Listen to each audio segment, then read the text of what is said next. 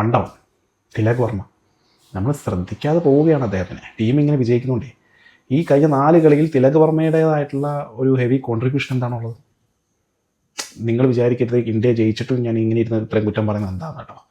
India ജയിച്ചു എന്ന് പറഞ്ഞിട്ട് കാര്യമില്ല. ഗ്രൂപ്പിലെ 4 എതിരാളികളിൽ 3 അസോസിയേറ്റഡ് ടീംസാണ്. ആകെ പാകിസ്ഥാൻ മാത്രമേ ഉള്ളായിരുന്നു അല്ലാത്ത ഒരു ടീം. അപ്പോൾ അവരോട് വലിയ വങ്കത്തരം കാണിച്ചിട്ട് ഇത് ഭയങ്കര സെറ്റപ്പാണെന്ന് പറഞ്ഞിരിക്കുന്ന കാര്യമില്ല. ഇനി സൂപ്പർ 8 പോകുന്നതേ ആരൊക്കെയാണ്? സൗത്ത് ആഫ്രിക്ക, വെസ്റ്റ് ഇൻഡീസ്, ആകെ സിംബാബ്വെ മാത്രമേ പിന്നെ ഒന്ന് പതുങ്ങിയിരിക്കുന്നുള്ളൂ. പക്ഷേ ഓസ്ട്രേലിയ അടിച്ചിട്ടാണ് അവർ വരുന്നത്. അതുകൊണ്ട് അവരെ നമുക്ക് അണ്ടർ എസ്റ്റിമേറ്റ് ചെയ്യാൻ കഴിയത്തില്ല. അതുകൊണ്ടാണ് ഈ കാര്യങ്ങൾ പറയുന്നത്. തിലക് വർമ്മ 20, 25, 30 എടുക്കുന്നുണ്ട് പണ്ടോട് ഇറങ്ങിയിട്ട്. അതല്ലല്ലോ വേണ്ടത്. ഈ എടുക്കുന്നതെന്ന് പറഞ്ഞു കഴിഞ്ഞാൽ സ്ട്രൈക്ക് റേറ്റ് വളരെ പൂറാണ്. നമ്മൾ ബാബർ അസാമിനെ കളിയാക്കിക്കൊണ്ടിരിക്കുന്നു. ബാബർ അസാമിനേക്കാളും മോശമായ സ്ട്രൈക്ക് റേറ്റിലല്ലേ ഇന്ത്യയുടെ ഇത്രയും പേര് കേട്ട പ്രഗത്ഭമായ ബാറ്റിംഗ് നിരയിലെ ഒരു 1 ഡൗൺ ബാറ്റ്സ്മാൻ സ്കോർ ചെയ്തുകൊണ്ടിരിക്കുന്നത്.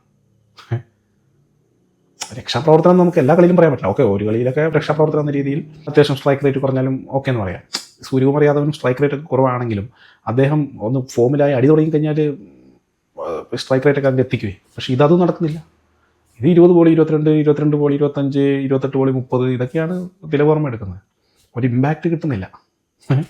അവിടെയും നമ്മൾ സഞ്ജു സാംസൺ ഇങ്ങനെ പോയി കാണിക്കുക. ഇനി അഭിഷേക് ശർമ്മയെ നിങ്ങൾ ചത്താലും മാറ്റില്ലെങ്കിൽ ഇയാൾക്ക് പകരമെങ്കിലും എന്തെങ്കിലും ചെയ്യാൻ പറ്റുമോ? ഈ പരിക്ക് പറ്റിയും അല്ലെങ്കിൽ കുറച്ചാൾ ടീമിൽ നിന്ന് ഔട്ടായിട്ട് തിരിച്ചു വരുമ്പോൾ ഇവർക്കൊക്കെ എന്താണ് പറ്റുന്നത്? തിലക് വർമ്മയൊക്കെ ഫുള്ളി ഫിറ്റാണോ? പുള്ളിയുടെ ആ ഒരു പ്രസരിപ്പ് ഓജസ്സൊന്നും ഇപ്പോൾ കാണുന്നില്ലല്ലോ.